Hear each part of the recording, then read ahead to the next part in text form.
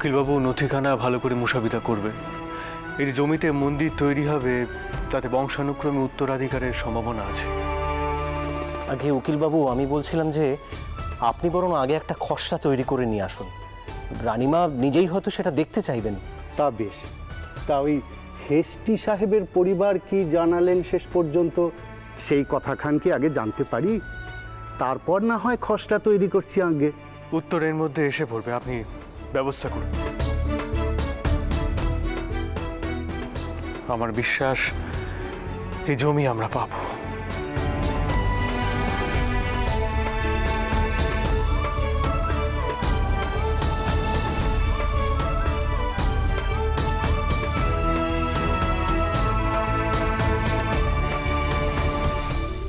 শুধু হেস্টি সাহেবের জমি নয় মা, আটামশাইয়ের লোকেরা যা হিসেব দিয়েছে সেই অনুযায়ী শ্রী যদু মল্লিকের বাগান বাড়ির কিছুটা অংশ আর মালুদের কিছুটা জমিও তার মধ্যে পড়ছে।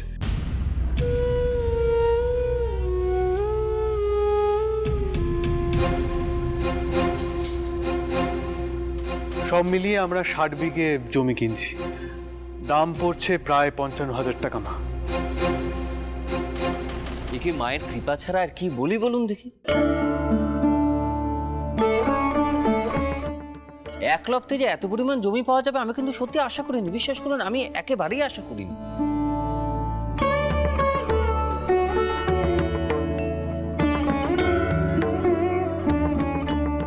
আর তারপর ভিন্ন জমির মালিক ভিন্ন, কিন্তু মন্দির নির্মাণের কাজে কেউই তাদের জমি দিতে অস্বীকার করলেন না। সে আপনি যদু মল্লিকের কথাই বলুন যে স্থানীয় মালোরা। একে মায়ের কৃপা ছাড়া আর কি বলি বলুন দেখি। অবশ্যই এই কথা এখন মথুর বিশ্বাস করবে কি করবে না সে কিন্তু আমার জানা নেই। আপনি কি বলেন না? বাবা রামচন্দ্র, তুমি দেখো মন্দিরের কাজ করতে করতে আমাদের মথুরের মনেও এবার বিশ্বাস জন্মে যাবে। মা আপনি তো জানেন, ওই সংস্কৃত মন্ত্র পড়া পণ্ডিতদের পুজো দেখে আমার কোনোদিন মনে হয়নি যে পাথরের মূর্তিতে ঈশ্বর আছেন বলে। তবু যদি আপনার এই মন্দিরে এমন কোনো মহাপুরুষ আসেন যিনি এই অবিশ্বাসী মানুষকে বিশ্বাস করাতে পারেন যে ঈশ্বর আছেন বলে, তাহলে বিশ্বাস করব। না হলে নাস্তিক হিসেবে আপনাকে যেমন সাহায্য করে চলেছি তেমন সাহায্য করে যাব।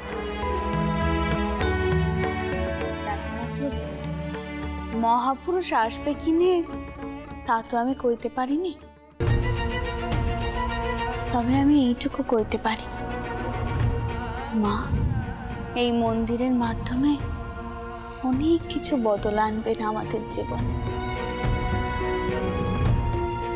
আমাদের জীবন আবার নতুন ভাবে শুরু করতে চলেছি আমরা।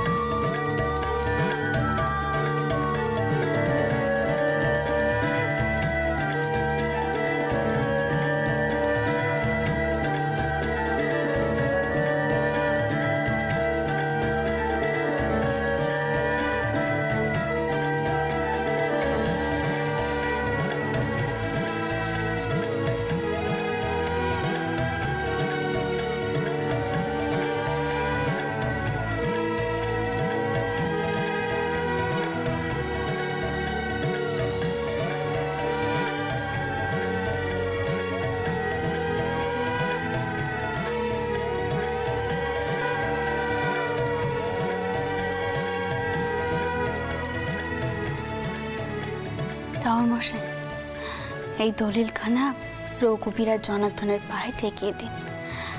কাল আমাদের বিদ পুজো, আপনি প্রার্থনা করুন যাতে কাল কোনো বিপদ আপদ না আসে, সব কাজ যেন নির্বিঘ্নে হয়। রানীমা, কোনো কিছুই তো নির্বিঘ্নে হবে বলে মনে হয় না।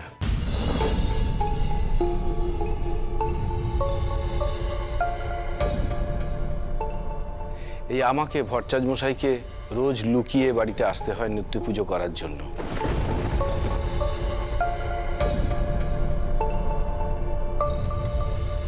ভিত পুজোটা কি আর করতে পারবো? আপনি এত কেন চিন্তা করছেন টাউন মশাই? যিনি এই জগৎ সংসারকে চালান তিনি যে আদেশ দিয়েছেন ভিত পুজো ঠিক হবেই।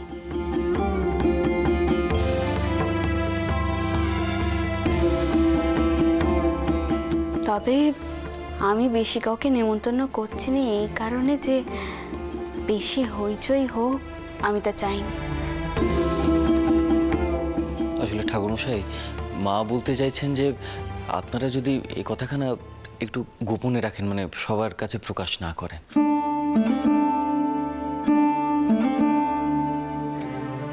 আসলে জানেন তো, চারজন যদি কথা বলে তো বিষয়টা অনেক তাড়াতাড়ি ব্রাহ্মণ পণ্ডিতদের কানে গিয়ে পৌঁছবে।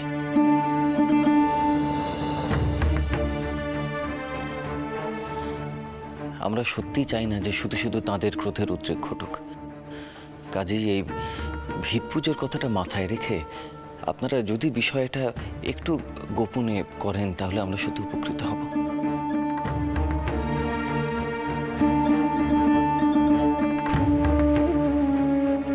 বাবা রামচন্দ্র, আমরা আর কি গোপন রাখবো? আমাকে পুরোহিত মশাইকে রোজ গোপনেই তো এই বাড়িতে পুজোর কাজে আসতে হয়।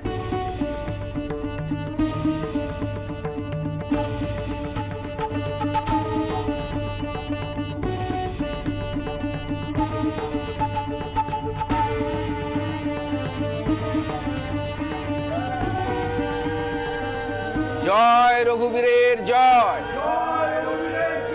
জয় জনার্দনের জয়,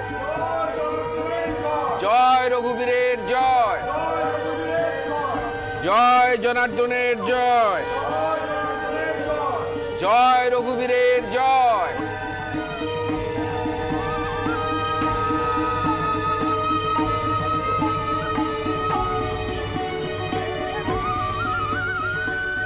ভিত পুজো যেন নির্বিঘ্নে হয় ঠাও, তুমি দেখো, রক্ষে কর ঠাও, রক্ষে কর।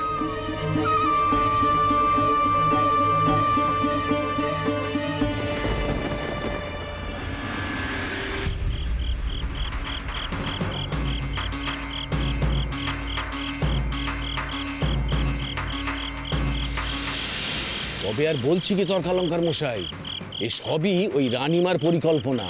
কি এতখানি স্পর্ধা?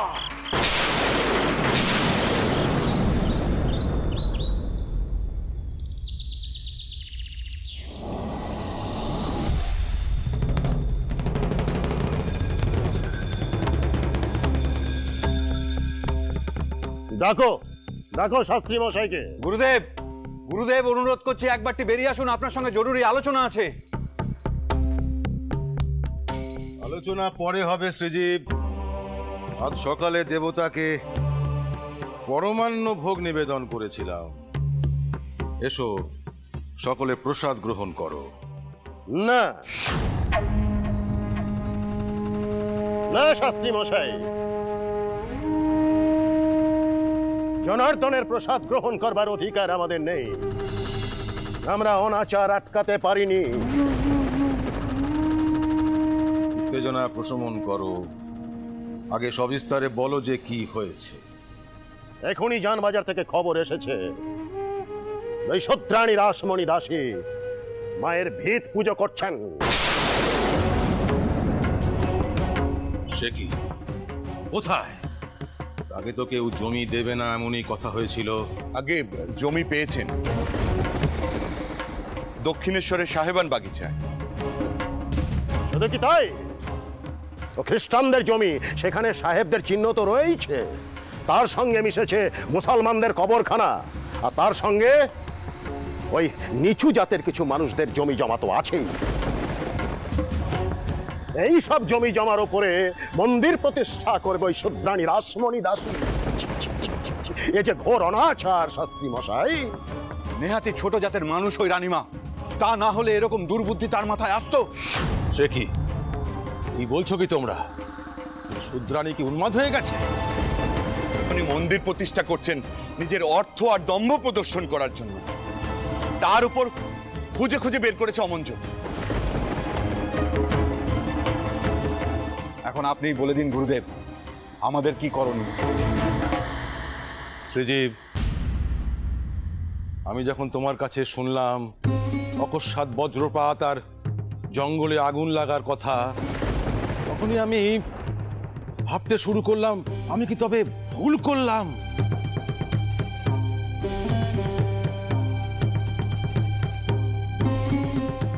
আমি এ বিষয়ে তোমাদের কারোর সঙ্গে কোনো আলোচনা করিনি। আমি নিজেই বোঝার চেষ্টা করছিলাম আমি ভুল না ঠিক, ঠিক না ভুল।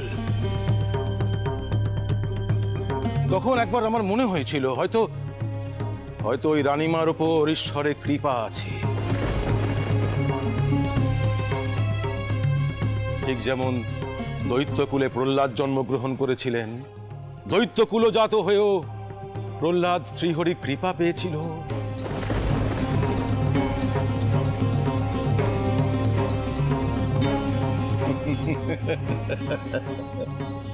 অলঙ্কার মশাই, কিন্তু আজ আমি বেশ বুঝতে পারছি আমার ধারণা ঠিকই ছিল।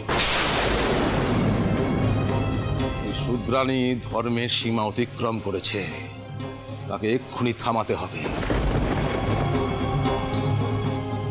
আমি নিজে যাব, আমি নিজে গিয়ে ওই মন্দিরের ভিত্তি পূজা বন্ধ করব। তোমরা জানো পূজা কখন?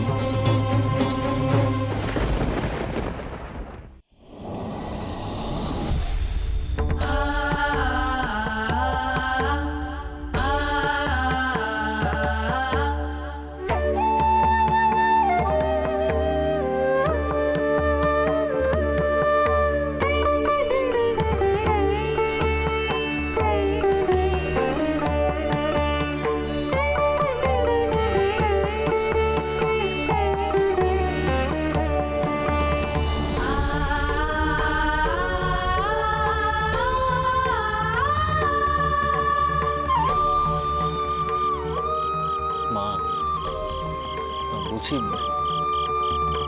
ঈদ পুজো তো হয়ে গেল, আপনি এইখানেই সন্ধ্যা আরতি করবেন তো? হ্যাঁ বাবা রামচন্দ্র, তুমি টাউন মশাইদেরকে কও সন্ধ্যা আরতির সব যেন ব্যবস্থা করে। আর দই রক্ষকেও কয়েও ও যেন ওদের সবাইকে একটুখানি সাহায্য করে, কেমন? আর তাছাড়া ছোট খুকি আর বড় খুকি তো আসার কথা ছিল, ওরা এখন এলো না কেন? দেখেছেন মা, আসলে ভিত পুজোর খাওয়া দাওয়ার দিকে নজর রাখতে গিয়ে আমার একেবারে খেয়াল ছিল না। আপনার মেয়েরা তো বাড়িতে ফিরে গেছে, তাহলে তো আমাকে যানবাজারে পালকি পাঠাতে হয়। আচ্ছা আচ্ছা মা, আমি দেখছি। তারা এই তো যদু ভূপাল, শোনো, তোমরা যানবাজারে পালকি পাঠা, বুঝলে? তোমাদের মা আর মাসিমণিরা আসবে। হ্যাঁ বিশু, দাসু দাদা, দাসু দাদা, তুমি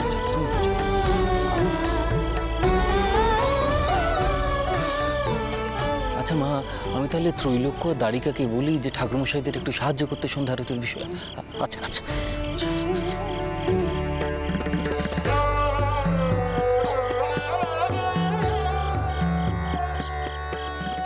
আচ্ছা ত্রৈলোক্য, শোনো, মা এখানে সন্ধ্যা আরতি করে তবে বাড়ি ফিরতে চান। তুমি একটু ঠাকুরমশাইদের সাহায্য করো তো, তুমি একটু ত্রৈলোক্যের সঙ্গে থাকো, কেমন?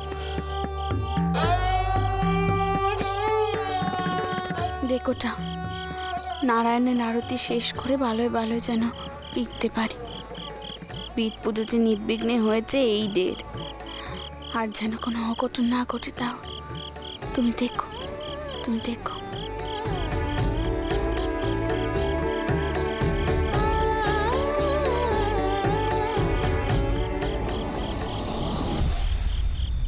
শাস্ত্রীমশাই, সময় যে পেরিয়ে যাচ্ছে, কিছু একটা করুন। হ্যাঁ, অবশ্যই অবশ্যই শাস্ত্রী মশাই। এতক্ষণে তো ভিত পুজো শেষ হয়ে গেল, তাহলে এখন আর সেখানে গিয়ে কি হবে? ওই জমিতে রাসমণি দাসী মন্দির গড়তে পারবে?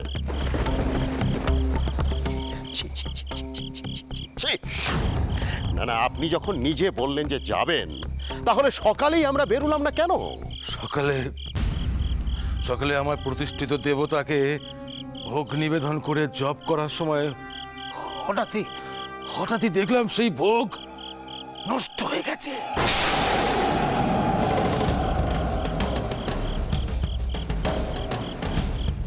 এমন ঘটনা ইতিপূর্বে কখনো ঘটেনি।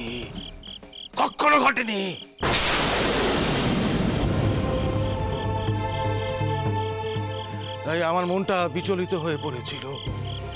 পুনরায় নতুন করে ভোগ নিবেদন করে তারপর আমি আমার মনটাকে স্থির করি।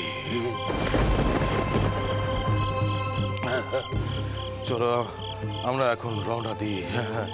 যেভাবেই হোক ওই ভিত্তি পূজা বন্ধ করতেই হবে। হ্যাঁ, আপনারা চিন্তা করবেন না।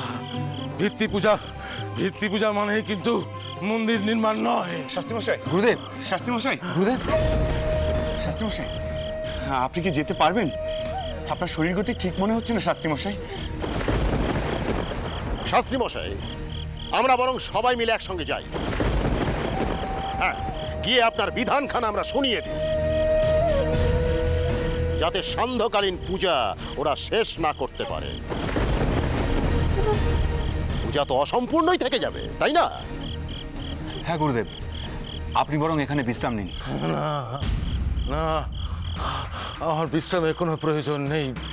না, সকালে ওরকম একটা অমঙ্গল সূচক ঘটনা ঘটার পর মনটা খুবই দুর্বল হয়ে পড়েছিল। কিন্তু না, কোনোভাবেই মন দুর্বল করা যাবে না। চলুন আমরা সবাই রওনা দিই। জয় জনার্দন।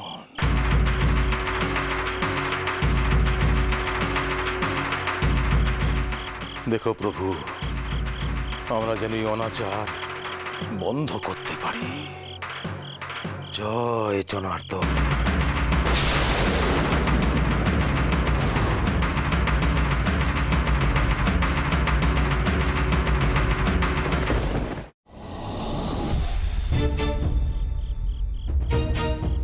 শোনো দ্বারিকা, এখনো অবধি সব ভালো ভালো মিটে গেছে, কিন্তু তুমি কিন্তু লেঠেলদের বলো তারা যেন সবসময় সতর্ক থাকে।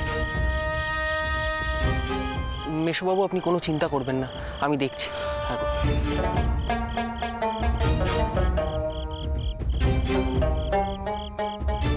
মেশবাবু, হ্যাঁ মেশবাবু, পালকি পাঠানো হয়েছে। বাহ বাহ। সে এখন আমাদের আর এখানে কি করতে হবে বলুন? না, এই মুহূর্তে তো আর কোনো কাজ নেই, তবে তোমরা কিন্তু গা ছাড়া দিও না, বুঝলে? তোমরা চারিদিকে সবসময় লক্ষ্য রাখবে, সবসময় সতর্ক থাকবে। একটা জিনিস জানো, কেন জানি না আমার ভীষণ ভয় করছে। আচ্ছা, একটা কথা বলো তো আমাকে, যে ব্রাহ্মণরা এখনো কেন কোনো বিধান পাঠালেন না, সেটা তো আমরা কেউ বুঝতে পারছি না। এটা সেই ঝড়ের আগে নিস্তব্ধতা নয় তো? বাবা রামচন্দ্র, হ্যাঁ হ্যাঁ মা, একটিবার এদিকে এসো দেখি। হ্যাঁ হ্যাঁ, তোমরা একটু ওদিকটা দেখো। হ্যাঁ, তুমিও যাও। হ্যাঁ মা।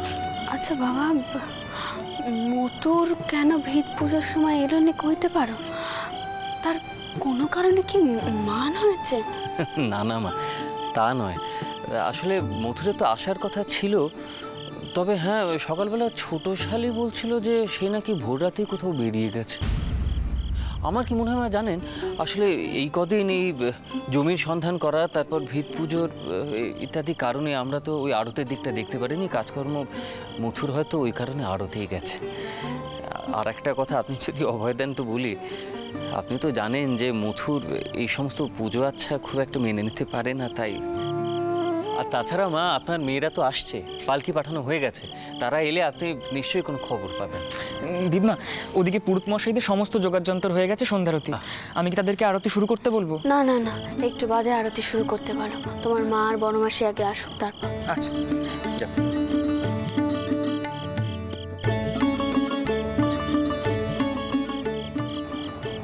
মতন নেই বলে আমার মনটা খুব বার হয়ে আছে। ছেলেটা জমি নিয়ে এত চটাচটি করলো, আর তারপর পুজোর সময়তে এসে নেই। কিন্তু কিন্তু মতন তো এমন করার মানুষ নয়। নিশ্চয়ই তার কিছু একানো হয়েছে। কিন্তু কি হয়েছে মতুরে?